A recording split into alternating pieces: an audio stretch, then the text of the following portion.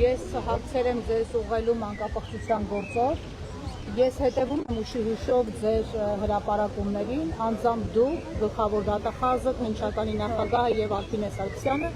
իրար հակասող հայտարարություններ են արել։ Նախասվում է, որ օպերատիվ տվյալների հիման վրա է հարուցվել քննական գործ, մինչդեռ ձեզ տեղեկացնեմ, դպրոցներից երկուսի տնօրեններն են ահազանգել, ընդ որում առաջին դպրոցի տնօրենը վեդուր 2 անգամ է ահազանգել։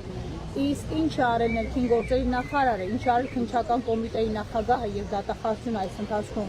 դուք անձամբ ձեզ խաբված չեք զգում, դուք չեք կանչել, սա ի վերջո սահմռկեցուցիչ դեպք է եւ արդյոք հարկ չեք համարել կանչել ձեզ մոտ բոլորը իրենց հերթին տան տեղեկատվություն, թե այդ որտեղ է խզվել կապը եւ մյուս հարցը, դուք բացառում եք, որ այստեղ կա կոռուպցիա կամ շատ ավելի սարսափելի ինչ-որ բան, որը նպատակադրված թաքցվել է դեռևս փետրվարից, որովհետև առաջի դահազանգը ամեն դեպքում փետրվարին է եղել եւ ԱԱԾ պետի մասով ինչու չկա որևէ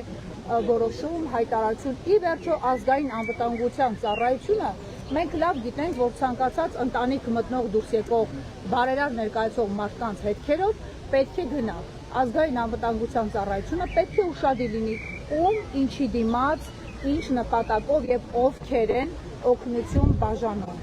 Եվ նաեւ երրորդ ձերբակալված իմաստով տեղեկատվությունը շատ տարօրինակ ձևի լուռ է։ Մենք չենք հասկանում նրա գործը մտել է դատարան թե ոչ եւ խնդրեի անդրադառնայիք Մասյացոտը, ես չեմ հրում, այստեղից ինձ հեռում են, ես դոմինո էֆեկտով ձեզ եմ հրում։ Եվ խնդրում եմ անդրադառնանք Մասյացոտնի թեմին շուրջ կատարվող սկանդալային իրավիճակին։ Մասյացոտնի թեմում կա թեմակալ առաջնորդ դա Ռուբեն Վարդապետ Զարգարյանն է, բայց այսօր նրանք ասուլիսով հայտարարել են, որ պարբերաբար ԴՀԿ-ով ճնշումների են ենթարկվում, ահաբեկվում, որ պետք է դադարեցնեն իրենց գործունեությունը, այդ թվում այն քահանաները, որոնք փաստորեն նաև ճնշումների են ենթարկվել ձեր թիմակիցների համայնքապետերի կողմից։ Արդյոք կարելի է քաղաքացի, շարքային քաղաքացի Արման Սարյանին այնքան օժտել իրավունքներով, որ նա իրեն թույլ տա 15 միլիոն դրամ թեմի բյուջեից շարժեր ապահովի եւ հարկադրանքով բանկերին ստիպեն, որ նրանք դարձնեն բաժանորդ Արման Սարոյանին, ով ընդամենը Մարմարաշենի բնակիչ է, նախկին հոգեվորական։ Ուրեմն վեդու դեպքի հետ կապված բնականաբար ես որոշակի տեղեկատվություն ակնկալել եմ եւ ստացել եմ եւ կարծում եմ, որ ընդհանուր առմամբ ես պիտի ուղիղ ասեմ, որ որոշակի դառնության զգացում ունեմ, որ եւ կարծում եմ եւ պահանջում եմ, որ այդ օրինակ դեպքերում հատկապես բոլոր պատասխանատուները վերաբերվեն այնպես, ինչպես կվերաբերվեին իրենց երեխայի նկատմամբ հնարավոր պոտենցիալ տեղի ունեցած դեպքի։ Սա ընդհանրապես որպես գործելակարգ բոլոր դեպքերի համար։ Ես կարծում եմ, որ սա ամենակարևոր առանձնահատկություններից մեկն է։ Տեսեք, երբ որ ես քաղաքական հարթակներում ասում եմ եւ անընդհատ շեշտում եմ այդ կարգախոսը, որ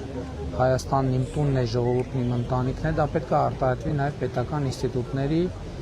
այդ թվում իրավապահների աշխատանքում եւ պետք է իրավապահները, ել եմ ասում, առավել եւս նման դեպքերի վերաբերվեն այնպես, ինչպես կվերաբերվեին, եթե Աստված չանի իրենց ընտանիքի անդամի հետ նման դեպք տեղի ունենար եւ եթե ես թեկուզ մի փոքր շեղում զգում եմ, ոչ թե տեսնում եմ, զգում եմ այդ գործելակերպից, դա ինձ համար բացարձակապես անընդունելի է։ Մնացած մասերով ես չեմ կարող մեկնաբանություն տալ, որովհետև ես համոզված չեմ, որ տիրապետում եմ այն աստիճանի տեղեկատվության, ինչ աստիճանի, որ կարող եմ այդ հարցերին պատասխանել։ Իշեք ուզում տիրապետել մոտիվացիան թաքցվելու, որտեղ ես մոտիվացիայից թաքցվել եմ։ 3 ամիս հետո ես հանրայնացել եմ, ընդ որում պարբերաբար սպասելով, որ ոստիկանությունը կտակավեցությունը չի տվել ոստիկանությունը։ Ձեզ այդ մոտիվացիան հայտնի չէ, հրաժարականներ սպասենք բարձրաստիճան պաշտոնյաներից։ Ես ձեր հարցին պատասխանեցի, ես կարծում եմ, որ իրապահ մարմինները իրենք պետք է վերլուծեն աշխատանքը եւ նրանք, ովքեր թերացել են իրենց աշխատանքներում, մարզային կառույցներում, պետք է համապատասխան հետևանքներ լինի, որում ամենայն հարգանքով բոլորի նկատմամբ ոչ թե տվյալ անձանց դեմ ինչ որ բան անելու, այլ ընդհանրապես մենք պետք է գործելակարգ ունենանք, որ նաև մեզնից յուրաքանչյուրը մարզային պատասխանատուները պետք է նաև անձնական պատասխանատվություն կրեն կոնկրետ քրեածին իրավիճակի ինֆորմացիայի տիրապետման եւ պրոցեսներ կան, որոնցից ասենք մի մասը հրապարակային է լինում, մի մասը հրապարակային չի լինում, բայց դա ես դրել եմ որպես սկզբունք։ Պետք է հասկանում եք, ընդհանրապես պարզ է, որ ոչ մի պաշտոնյա առանձին վերցրած ինքը բացարձակ պատասխանատու եւ բացարձակ տնօրեն չէ իրավիճակի։ Բայց ինձ համար անընդունելի է նաև այն իրավիճակը, երբ որ այս ինստիտուտը ասի դե ես իմ գործը արել եմ, մյուսը չի արել, մյուսը ասի ես արել եմ, մյուսը չի արել։ Կոնկրետ Արքինե Սարգսյանը դեռ չի կանխարգելել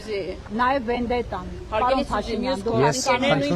խնդրում եմ, դուք Եվ մենք իբրտանք ասող սպանություն չի եղել։ Ես խնդրում եմ դուք ձեր հարցը ավարտեք, որպես ես պատասխանեմ։ Դուք մոտիվացիային եւ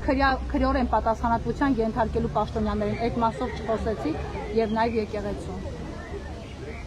Դուք ձեր հարցերը ավարտեցիք։ Ավարտեցի, հիմա Խնդրեմ, ես առաջին հարցի մասով ինչ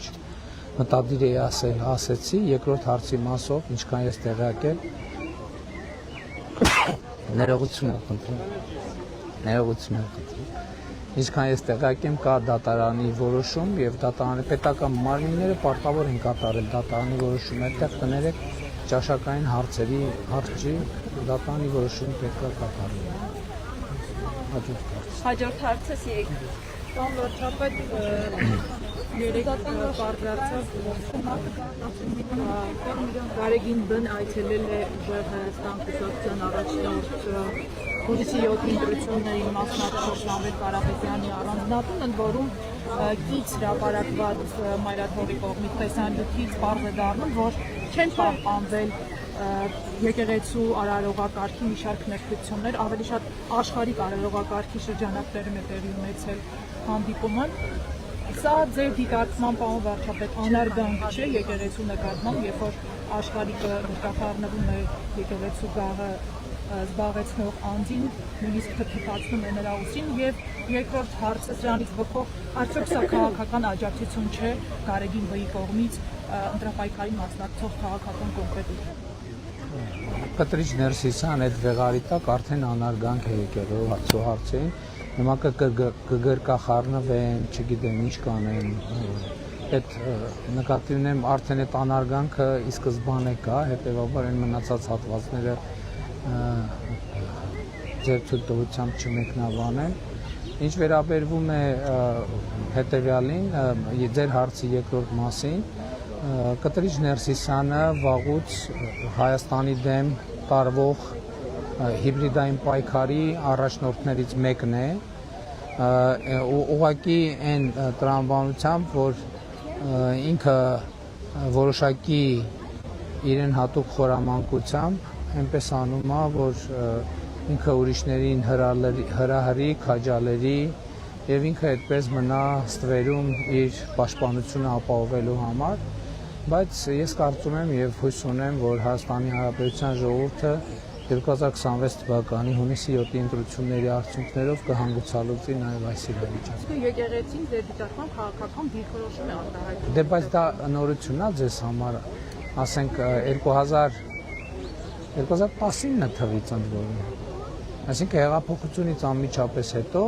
եկեղեցին քաղաքական գործունեությամբ զբաղված եւ դրա դրսևորումները կան։ Ընդ որում քաղաքական հակապետական գործունեությամբ զբաղված քրեական գործեր կան, ինչքան էլ